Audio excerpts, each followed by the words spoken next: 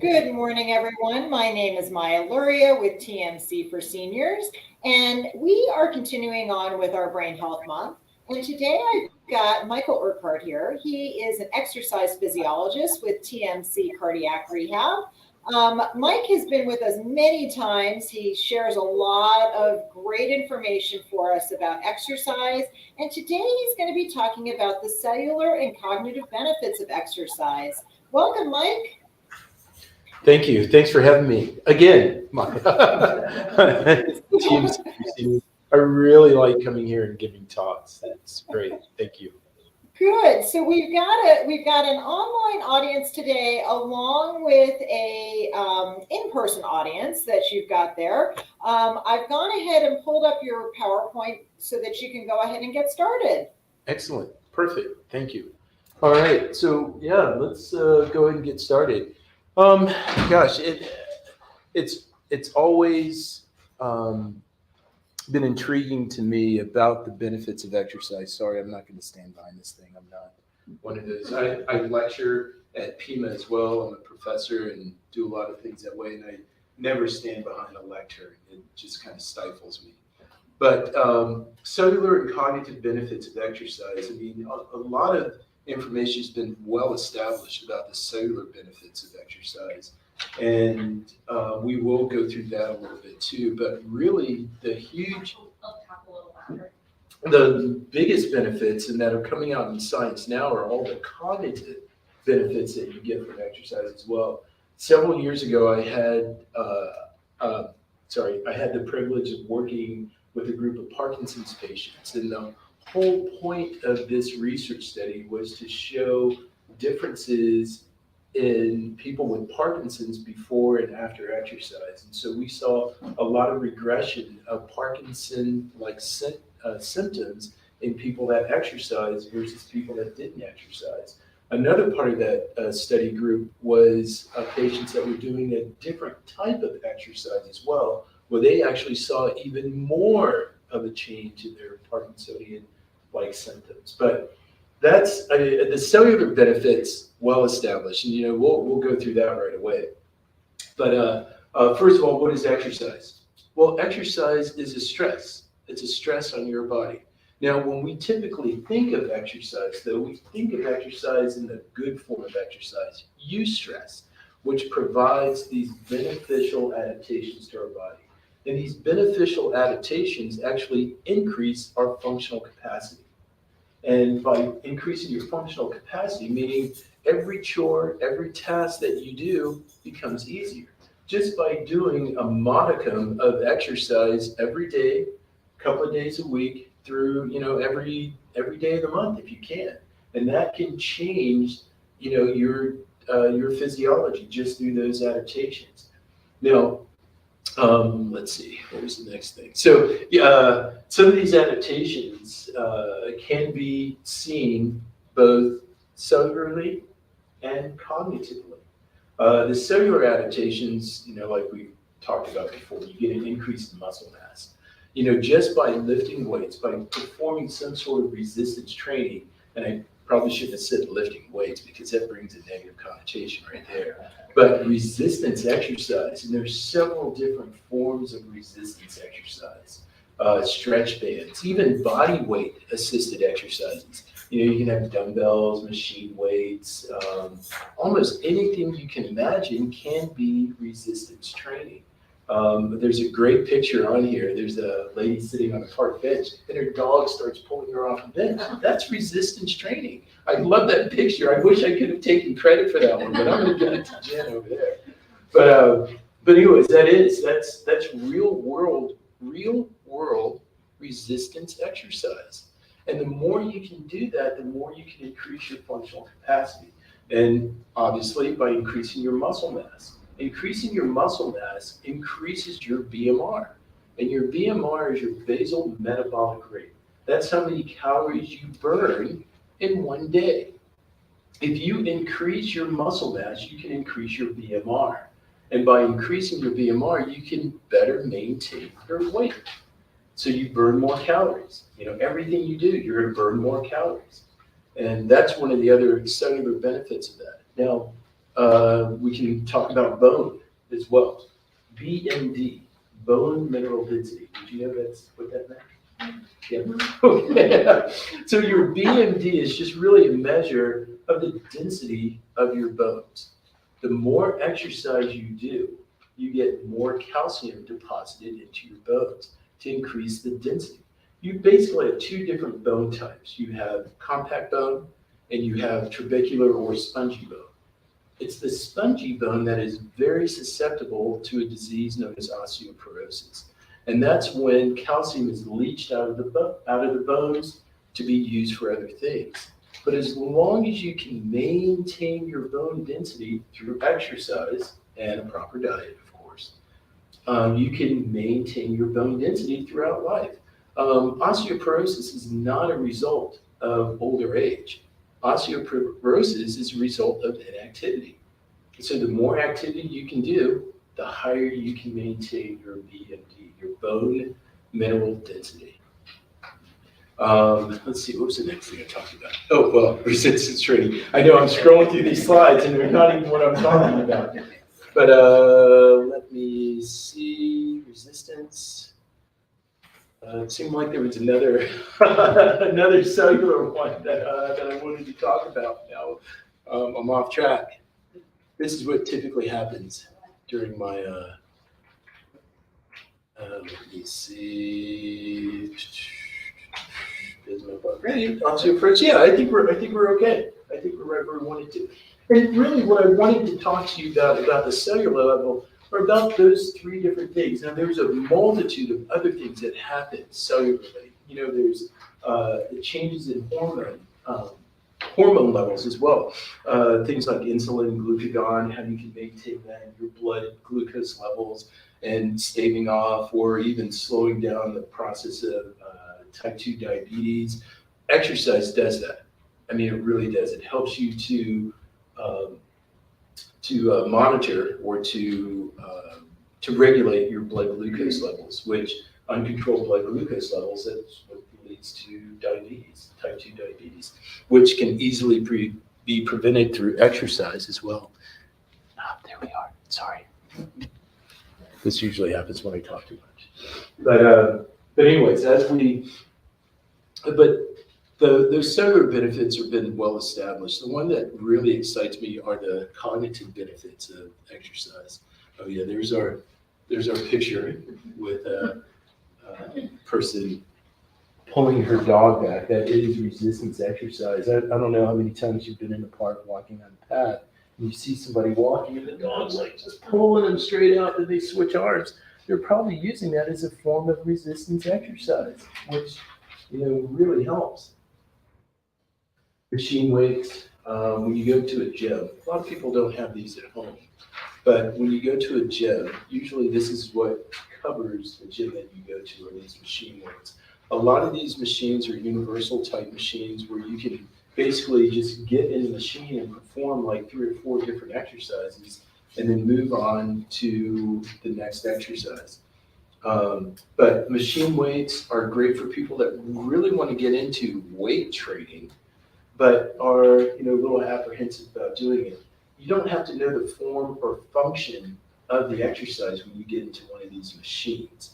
These machines, they take out all the guesswork of, am I in the right position? Am I doing the exercise correctly? Because these machines are set up so that there's only one thing you can do, or 2 things you can do in that exercise, and they're very convenient.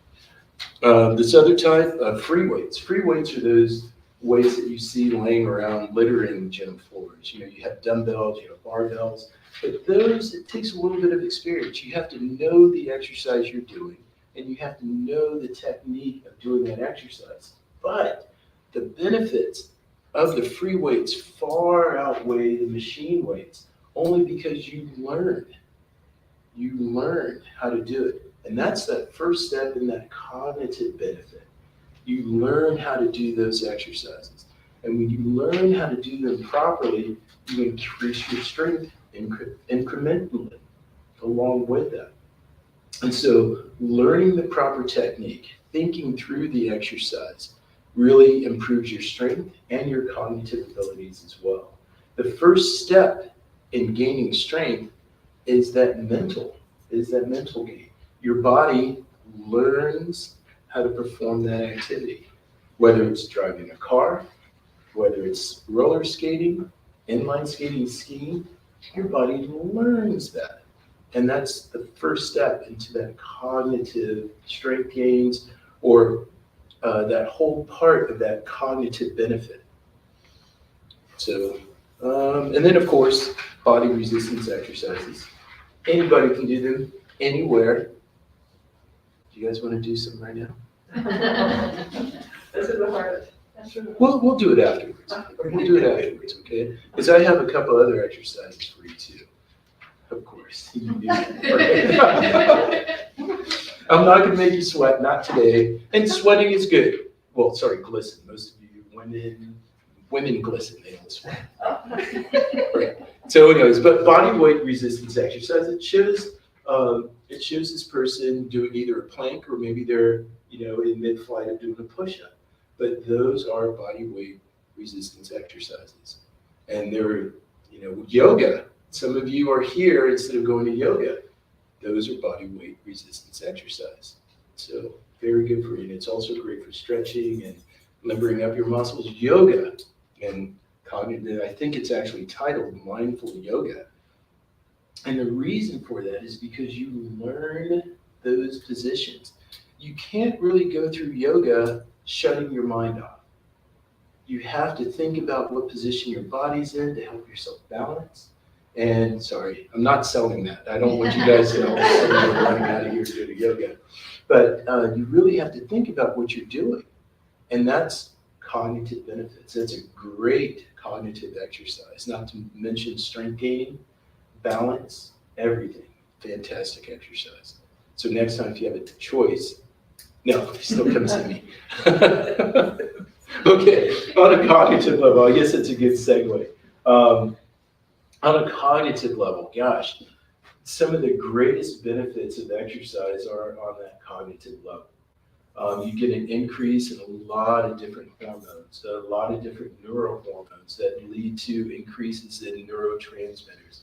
Some of those neurotransmitters are like dopamine, norepinephrine. Sorry, I went over, just glanced right over what is cognitive. But anyways, what is cognition? Basically, it encompasses a lot of different parameters like perception, attention, thought, intelligence, and there's so many other things. That is your cognitive. Everything that you think about when you think about dealing with your mind, that's what we're thinking about when we're thinking about cognition. But you get increases in these neurohormones that increase neurotransmitters like dopamine, serotonin, norepinephrine, acetylcholine, and all of these make you more aware. They increase your ability to navigate your perceptions, once again, your perceptions. But dopamine plays an important role in your body movements. In Parkinson's disease, you get a low production of dopamine. And that's typically because of the organ that produces that neurotransmitter either becomes damaged or it just doesn't function properly. And so you get lower productions of dopamine, and that leads to Parkinson's disease. But movement, memory, pleasurable reward, motivation, gosh, just that right there would make me exercise. If I can get an increase in dopamine and get a pleasurable reward, hey, that's me right there. But one of those other neurohormones or neurotransmitters like endorphins. I mean, 1975, endorphins were discovered. And these are neurotransmitters produced by the brain when you are subjected to some sort of exercise stress. And your body says, oh, well, we need to overcome this stress. The first way we're going to do it is we're just going to make you feel better. And so that's why people exercise, is to get that endorphin flow so that you just feel better. And that lasts several hours after you do the exercise. You hear it a lot with marathoners, like, oh yeah, that was the best race I've ever had. Meanwhile, they have blisters on their feet and they're like hobbling around, but they're like, oh, wow, this is great. I feel so good. And that's it. That's why some people run, is because they get that endorphin high. Now, all of those are cognitive benefits. You are gaining, you are increasing the production of those neurotransmitters to increase that cognitive benefit. But, I was talking about dopamine, but the same thing, all these neurotransmitters. Serotonin, I know there's some manufacturers that are making serotonin in a bottle you can buy in a drugstore. Don't waste your money. That's not serotonin. It's a derivative. Serotonin, if it was the real thing, you would have to get a prescription for it. And there are prescriptions for serotonin, but don't do it. Just go out and exercise. Go out and exercise. You're going to get an increase in serotonin. You're going to be able to relax more. You're going to be more restful. Your memory is going to be better. Oh my gosh, it goes on and on and on. A lot of the research that have been done in these neurotransmitters over the last 10 years has gone through the roof. There shouldn't be any reason for inactivity. There should not be. But yeah, there still is. I'm probably preaching to the choir here, but I'm just reinforcing your choices for exercising, why you're doing it. And it's because of these benefits. Let me see. So when you exercise, be mindful. The yoga people did not tell me to put that on there. This was already on there before I even knew that there was mindful yoga. But be mindful in your activity when you are performing that activity. Play. This is how we learn. When was the last time you played? Anybody? A couple people might have at our last class last week. Oh, okay. Into the move your body, boost your brain. I didn't do it, see, and it's on there. Move your body, boost your brain. Because learning develops more neural pathways that you may have had before, but now you're reactivating those neural pathways. And they allow you to navigate your whole world a lot better, a lot freer, a lot less complications. You're able to think clearer. And it's all because you're increasing these neurotransmitters that they're in there, but it's the exercise that increases the amount of those neurotransmitters. Let's see, try different types of exercise as well. Yeah, get up and do my walk every morning, 15 minutes, 20 minutes. Okay, I'm done. Okay, so next day I get up, do my walk, 15 minutes. Okay, I'm done. No, do something else. Try a different exercise. Well, and I'm going to throw swimming in. I don't know if you guys know how to swim, but okay, I'm going to wake up and, all the pools here are outdoor. And one of the other things that's a huge benefit for your body is getting into cold water. Do that. Yeah. And so a pool, most pools, especially the swimming lap pools, the temperature of the water is about 82 degrees. On initial entry, that's going to feel kind of brisk. But as soon as you start moving, you warm up pretty quick. But it's that initial entry into the water that's a huge benefit to your body. Most people, when they get out of water like that, they actually feel energized. They feel like, oh my gosh, I'm going to go ahead and do my errands. I'm an early morning swimmer. I get to the pool at 5 a.m. a lot of times before the sun rises. And sometimes I'm doing this going to the pool. But when I get out of the pool, I'm like, okay, is the grocery store open yet? I'm going to go to the grocery store, then I'm going to do this, I'm going to do this, I'm going to go shower, and then I'm going to go to work. That's how good I feel after I get out of the pool. And I think it's because the water's cold.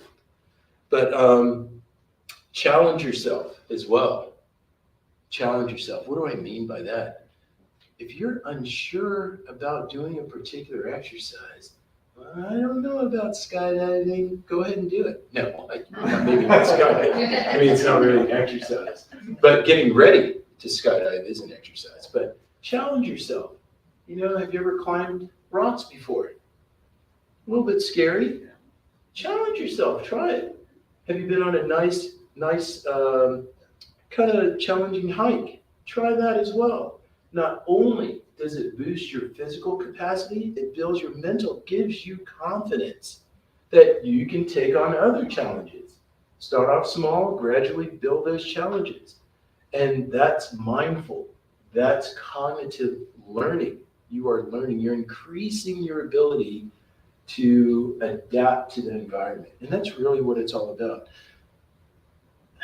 Early days of man, we didn't have a choice about exercise. We either ran after our food, or we hunted our food, or we, grew our food. We had to be mindful about how we did that. That's how early man got to be man today, is through that cognitive learning. That's how we were able to develop our brains and become who we are today. We learned, and it was through that exercise process. So now, before we get to the questions, let's try a little bit of exercise. Oh, sorry. Turn it off so that it doesn't light you Oh, up yeah. there. So, before we get to the questions, you guys ready to try a little bit of mental exercise first? You can turn to the person next to you, and this is completely voluntary. You don't have to do this. But the first thing I want you to do is you're going to play tic-tac-toe with the person next to you. No paper, no pens, no pencils. What both of you are going to do is you're going to put a tic-tac-toe grid, and you're going to number it from right to left, 1 through 9. Okay? I don't know if you have to look at each other, but sometimes it makes it a little bit easier if you look at the person. And all you're going to do, here, let's do it. Are you ready? Here we go. Now, because I'm thinking of other things, it's going to be hard for me to focus, but just an example. So she has her grid, I have my grid. Are you ready? And you're a lady, you can go first. X 3. Well, just say the number. Just say the number. Your X is on those. So you just say the number. 3. 5. 1. 6. Oh, I think you got 2. me. Yeah, there you go. You got me. But do you see how that goes? And it makes you really learn. You really have to focus your mind. Now, the next thing I want you to do, what I want everybody to do, you can do this several different ways. If you have stuff on your lap, just put it to the side. I'm going to have you do some sit to stands. And we've done this before in class. We've done sit to stands, right? We're going to do 10 sit to stands. Okay? Now, we're going to add a cognitive load to it, though. Are you ready? So when I say start, I want you to start your sit to stands. And then I'm going to say the days of the week backwards. But I'm not going to tell you what day until you start. Okay? All right. Whenever you're ready. Oh, well, no, I'm not going to do it. I'm not going to do it. Okay. Are you ready? Okay, no. Yeah. When you tell us. Yes. I'm not going to tell you what day of the week to start saying backwards. Okay. So, are you ready? Okay. You can start. No, go ahead. Do your sit to stands. Okay. Say the days of the week backwards, starting with Thursday. Thursday, Wednesday, Tuesday, Monday, Sunday, Saturday, Friday, Thursday, Wednesday. Okay, good. Good. Now, that's it. That's perfect. But you're adding a cognitive load to a stimulus. Yeah, exactly. You're engaging your mind. You're becoming mindful of what you're doing. Doing that a few times instead of just doing sit to stands, it adds another dimension to the exercise. Now, another thing that you can do, let's say you go to the gym and you're sitting on a bicycle next to your friend or whatever, do a crossword puzzle together while you're on the bike. That helps focus your mind as well. Or even if you're just by yourself, do a crossword puzzle. Read a book while you are on that stationary piece of equipment. It's a great way to learn, and you'll notice that you will retain that information a lot more than if you just sat alone, sitting in a corner quietly reading that book. It's amazing. It's only because you get an increase in those neurotransmitters. Does watching TV count? Well, it's interesting you say that because you do retain a lot more from watching that TV program while you're exercising than if you're just sitting there eating popcorn while you're watching TV. Chips, okay. But yes, you do. And you'll find that people, when they really want to learn something, driving a car and listening to books on tape, they retain that information a lot more than if they were just listening to that book on tape all by themselves or sitting in a quiet room somewhere. But yeah. Okay, I need a volunteer. Please. You gotta knew it was gonna be you anyways. So what she's gonna do, she's gonna do that very same exercise, and you can do this out on your walks as well. I'm gonna have you walk, but I want you to say, when I tell you, I want you to say I want you to say the months of the year, and I'll tell you what month to start with once you start walking. So if you don't mind, just start at that door. Okay, she's gonna walk across. In order or reverse order? Reverse order. Oh. Well, it just adds a little more, it just adds another dimension to it. Okay, so whenever you're ready. And July. Backwards, June, May. March. Yes. Go ahead, keep going. Oh, Yeah. oh, keep going? Yeah. Oh, February, January, December, November, October. She's doing good. But we're just meeting for the first time. I don't know if she has any gait issues or anything like that. But I don't know if you noticed, but when she started, she was walking nice and straight. But then when she started thinking about the months, she was doing this. But that's great for your balance. That's why you do these things. And once she became better at getting those months going, her gait straightened out. And she was more focused. She became mindful in what she was doing. So doing things like that, try to remember almost anything that you're doing or playing some sort of game while you're doing some other activity increases those cognitive benefits. It's like the brain overdoes everything else. Like she was walking straight and then she was thinking, and then that's how she was, like she was drunk. No. Yeah. But she was slamming through the months backwards. She was walking. Yeah. Oh yeah. Exactly. But thank you. Thank you. But learning music. I don't know how many people in here know how to play. The only instrument I know how to play is the stereo. But learning how to play an instrument. I don't care how old you are. I don't care how young you are. You can learn. It just depends on how much focus you want to put into it. I tried playing piano when I was a young child, but at the time they called it hyperactivity. I was hyperactive. I don't know if you can still tell. But I was hyperactive as a child. I had a hard time sitting down focusing on the keys. But a few years ago, I took up the guitar. Just wanted to see if I could play it. I could learn how to play the guitar. Not only is it a great finger dexterity sort of exercise, but it's great mental as well because you're learning something that you've never done before. And I cheated a little bit. I used the, oh my gosh, I can't even music by numbers, Mhm. which was great. But once you know it, and you can still do it. You're still learning that neural pathway on how to activate your fingers, and you get all of those benefits. And that's what it's all about. So, in review, you're going to start resistance training, right? Okay. You're going to increase your BMR, right? Okay. Then the next thing is you're going to take up some new activity.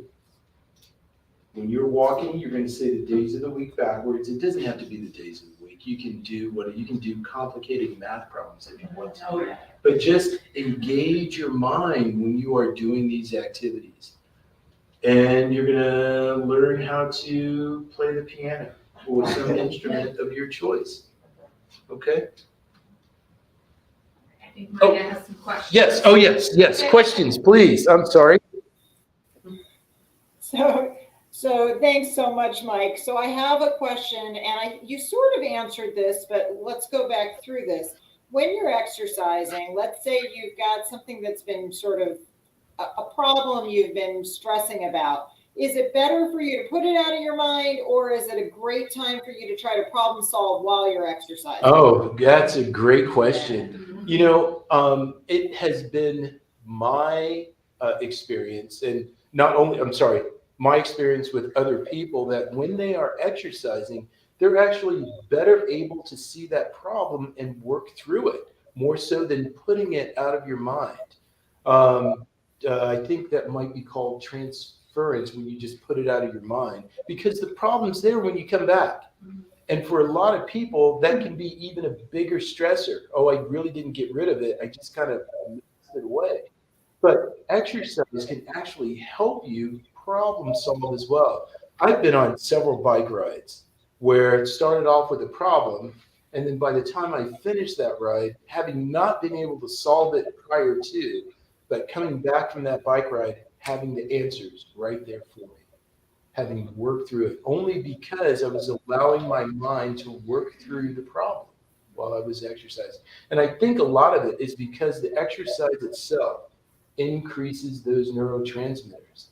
And I'm able to think past things that are, if I was sitting down on the couch or in my desk chair, I couldn't get through it. Good, thank you. And what about how many minutes then, when we look at the cognitive benefit of exercise, what would the number of minutes be that we'd be looking to do for that piece of it each week? So each week. Well, I could probably sum it up per day.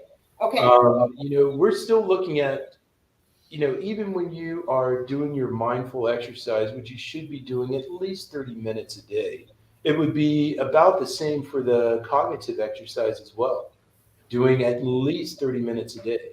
Now, if you're looking at engaging your mind, if you can't do the exercise along with the cognitive, do the cognitive. Read a book, do a puzzle, talk, communicate with your neighbors, do, tic-tac-toe with a friend. At least do that. But if you have the chance to combine the two, you're gonna get the full Monty, as they say. So yeah, definitely. So And could it be in smaller chunks throughout the day? Like, is that so maybe it's 10 minutes here, then 10 minutes later, or? Yes, definitely. Sure. Okay. Yeah, Okay. you can break that up however you want to, but at least 30 minutes. But most people, if you're going to sit down and just do something mindful, it usually encompasses more than 30 minutes as well. So yeah, that's a great question. How long? And I know, it was great how you were showing doing sit to stands where you're doing months backward. You're doing You're going to do that later. What about? I'm still going to have you do it too as we talk. Okay. So I do think, we're always talking about this with brain health, that it's really important to do things that are maybe out of your norm, out of your comfort zone, so that if you love crossword puzzles, then maybe try something different keep challenging, just sort of challenge your mind. Exactly.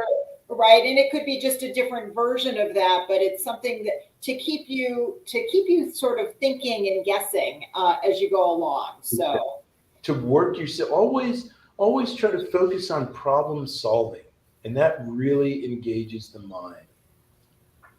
And that's so great. like that are great. Thank you. So Mike, I know you're over at Cardiac Rehab. Just give us a little synopsis of what happens when you're at Cardiac Rehab while we have you here. Oh boy. Okay. Cardiac rehab, it's monitored, controlled exercise for people with some sort of cardiac issue.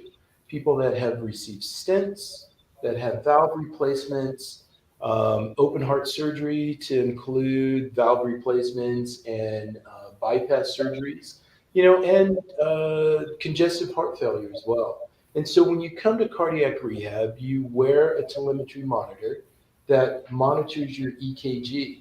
And basically, the whole time you're there, a person like myself follows your EKG to make sure there aren't any cardiac anomalies. And if there are, we let you know, we let your cardiologist know so that you can follow up with them and they can take care of that issue.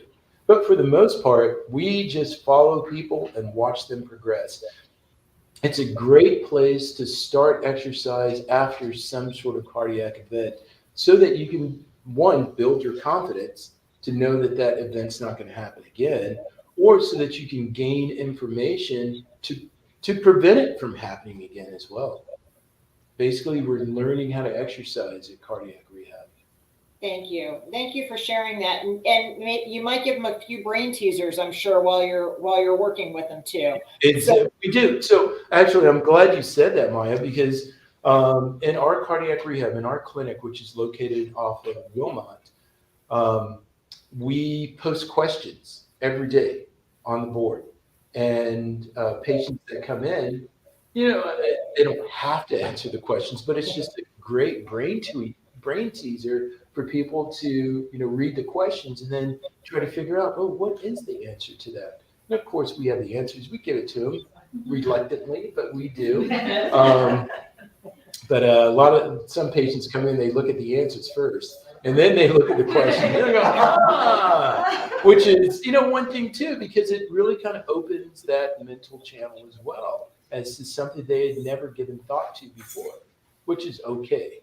But yeah, that's what we do. And then of course there's a lot of learning that we do there as well. We teach diet, we teach exercise habits, and a lot of other things as well. Thank you. So Mike, that's all the questions I have from our online audience. I'm going to sign off with you and let you take any questions from your in-person audience. Thanks so much for being here today. You're welcome. Thank you. Thanks again for being here. We do have more coming up on our brain health this month. So please join us again tomorrow for Be Fast, Know the Signs of Stroke. That will be with Dr. David Teeple.